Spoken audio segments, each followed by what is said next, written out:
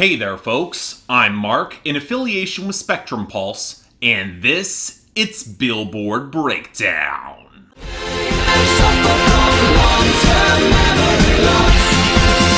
I don't remember. So am I the only one who feels like all the album bombs that I've been predicting are just not happening in the same way they used to, like from last year? Maybe it's a matter of diminished hype, or maybe the charts hitting equilibrium surrounding streaming so that larger numbers are demanded to break through, or hell, maybe it's just a lack of the truly big names shaking up the charts. But I was expecting a lot more impact from the Dreamville collaboration, and while we did get a couple of songs, really wasn't that many, which led to another slow week this summer, for which I'm not complaining, but it did feel a little bit bizarre. Of course, that means that more of our story has to focus on our top 10, where for another week, Old Town Road by Lil Nas X featuring Billy Ray Cyrus has the number one spot. But now more than ever, it's looking shaky, even with that second remix coming with Young Thug and Mason Ramsey. Now, for one, it's not dominant in on-demand streaming anymore, and with radio and freefall, what's really keeping this afloat are the discounted sales and the YouTube, and that margin, it's getting smaller every week. Now, the big question is whether Bad Guy by Billie Eilish, with its utterly unnecessary remix with Justin Bieber, will make a play past number 2, and as of now, pre-remix impact, I'm not sure it's close enough to do it. Yeah, radio is better, but deficiencies in sales and streaming might not be enough to cut it,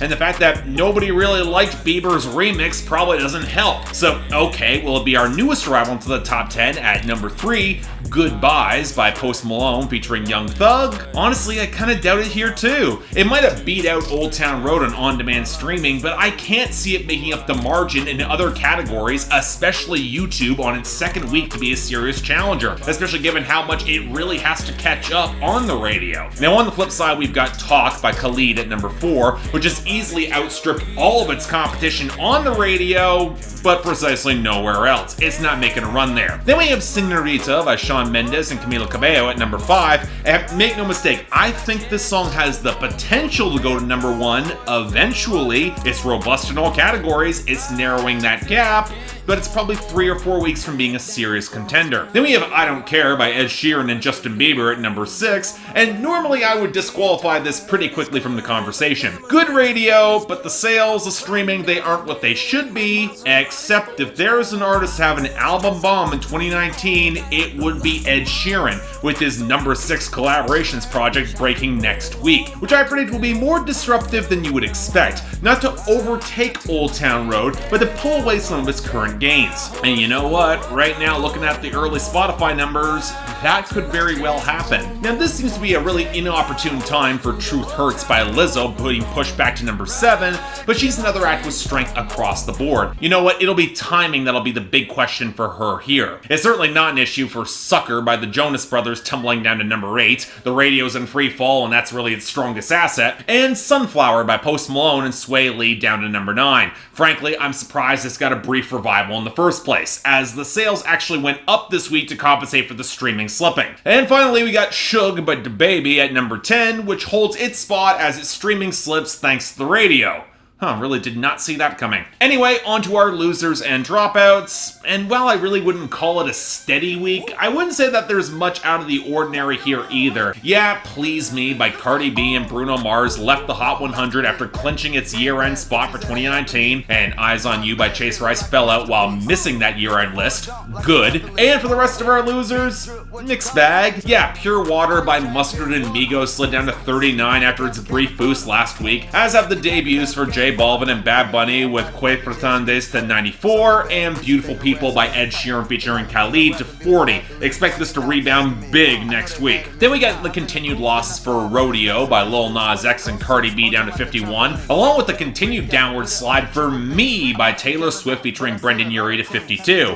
It'll likely still make the year-end list, but it certainly has underperformed. Then we got the drop-offs for Press by Cardi B to 58, Out the Mud by Lil Baby to 85, again, good, and most intriguingly, Look What God Gave Her by Thomas Rhett to 65, which at this rate of its losses could be at the risk of losing its year-end spot, which is not something I expected to say at all given how well it was doing a month or so back. But if we switch over to our gains and returns, this is where we're seeing a fair bit more of an impact from Revenge of the Dreamers 3 from Dreamville, because outside of Only Human by the Jonas Brothers inching back at 100, the big return came for Down Bad with J.I.D., Boz, J. Cole, Earth Gang, and Young Nudie at 64, which I actually don't really mind. The song has kind of grown on me. And of course, when we get to our gains, Middle Child by J. Cole got a healthy boost up to 32, and it's a shame there's not much else here worth discussing. Yeah, Cash It by Megan Thee Stallion featuring DaBaby continues to rise at 74, that's promising. The rebound for Trampoline by Jhay, that's welcome at 78, and I'm not really gonna complain about My Type by Saweetie surging up to 67 off the debut, but I sure as hell am gonna complain about La La La by Y2K and BB No Money rising as well to 68, or The Ones Who Didn't Make It Back Home by Justin Moore rising to 84, or Someone You Love by Louis Capaldi continuing to stick around at 36 like a fungus.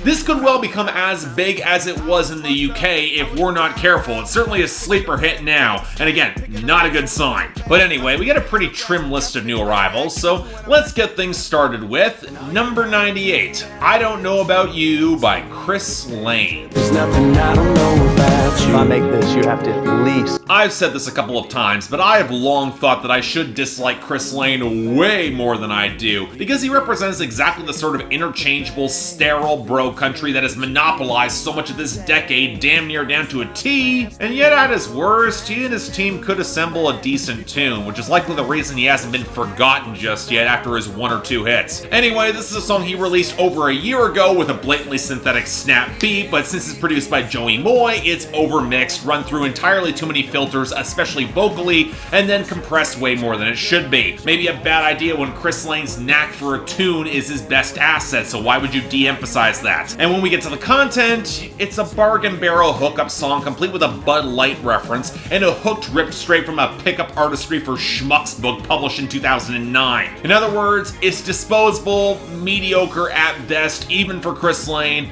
and yeah, really bad sign. Number 95, No Me Conoce by Jhay, Cortez, J Balvin, and Bad Bunny. You know, I'm really looking forward to the day one of these reggaeton cuts actually gets interesting, because in the grand tradition of getting synths that sound like extended farts, we get a reverb-saturated clunker with your by-the-numbers reggaeton percussion and our various artists yelping over the majority of it. It just sounds uncomfortable, and translating the lyrics doesn't exactly make it better. From what I can tell, it's a sex song with the emphasis on the sex and avoiding any sort of long-term hookup, and yet it's got the non-innuendo and wish fulfillment of pornography, and not good porn either. So yeah, it's not quite the worst of the genre I've heard, it's more just kind of really sleazy, but why does it have a vibe such that nobody's having any fun? Yeah, didn't like this. Next, number 75, Costa Rica by Dreamville featuring Boz, J.I.D., Mez, Guapdad 4000, Reese LaFlare, Jace, Smokepurpp, Buddy, and Ski Mask the Slump Guy. I got fans in Costa Rica.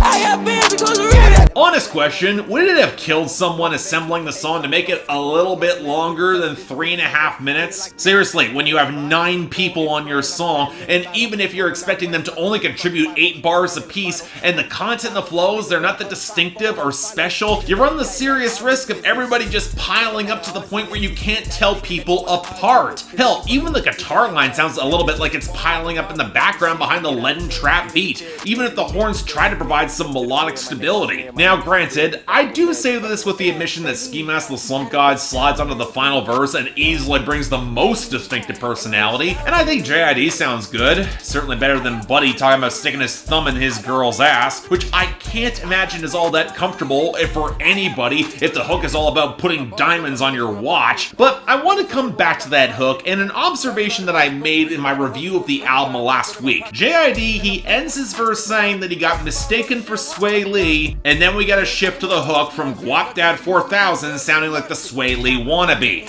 And isn't that kind of a bit ironic for a label trying to distinguish themselves on this compilation? As for the song, it's overstuffed soft and yet bizarrely underwritten, neither the best nor the worst from the project. And honestly, I doubt it's gonna stick around. Number 60, Blow by Ed Sheeran featuring Chris Stapleton and Bruno Mars. Pull my trigger, let me blow your mind. You know, I said this on the podcast that rocked a couple days ago. I'll link to the description below, and I said it when I reviewed the album. I don't think this song works at all. And it's not for the lack of trying from all three artists, who are at least trying to credibly sell a trashy rock star cocaine anthem that's trying for some swaggering funk rock and winds up sounding a lot closer to Lenny Kravitz. They can all howl their lungs out, and while it is a weird combination, I can buy it coming from all three artists, especially Bruno Mars. But the song is utterly handicapped by two major issues. The first being Bruno Mars' production, which demands a fat bass riff and guitars with some genuine muscle and sizzle that aren't going to be compacted and compressed to lose all that texture. And more to the point, and understand this is me being a rock snob who hasn't listened to way too much of this sort of hard rock, cock rock material, if the writing isn't going to rise above utterly banal dad puns and the most basic of rock star iconography, it feels like something I have heard hundreds of times before, and not something that's going to stand out all that much. Sure, it's been a while since a song like this has hit the Hot 100 proper, but that doesn't make it all that special on its own, or interesting, or even all that good. Because yeah, folks, it isn't terrible, but I'm not on board with this one. Number 44, Under the Sun by Dreamville featuring J. Cole, Lute, and DaBaby. Hey, little bitch. Too many ops here. Tell me who you with. So I'll say it, this is probably the Dreamville collab song I've liked the most that has charted thus far. Likely thanks to DaBaby's Rising Star, the chopped up soulful backing sample, and that uncredited hook from Kendrick Lamar that is really damn infectious. I certainly think it's that in comparison with J. Cole saying how he's got your girl sucking her thumb for a cheap Lil Baby reference, or Lute sounding utterly forgettable. J. Cole, other than sounding like another version of you, are you ever gonna give Lute some help and some hype because you weren't even on his last album? And you know what? DaBaby's really the star here, again with some genuinely solid wordplay and some swaggering detail and being underestimated that reflects a level of hunger that I honestly wish I heard more from the rest of the artists from Dreamville on this project. So yeah, you know what? If only for DaBaby, I'm hoping this holds a little bit. It's a good song. I like it. And finally, number 3, Goodbyes by Post Malone featuring Young Thug. True, I'm no good at goodbyes. So welcome to the newest entry in songs that are getting blocked by Old Town Road, but in all due fairness, I'm not sure Post Malone and Young Thug could have made this work anyway, especially if it can't make up the margin in other places. Which for this song, honestly, I'm kind of in the middle on this. For one, it's yet another sour breakup song where Post Malone compares himself to Kurt Cobain. Maybe don't remind me that Nirvana exists while I'm listening to this, but I do appreciate that the framing at least feels a little bit more balanced in the acknowledgement that they're both shitty and toxic and probably shouldn't be anywhere near each other. At least until Young Thug comes in to juxtapose him bitching at her touching his TV with crazy possessive lines and then saying that he wants to slice and dice her. I know he's just referring to words, but still, it's creepy and toxic. Now, you know what, to Post Malone's credit, I do like the swells of ethereal backing texture and the watery reverb having a little bit more of a tune.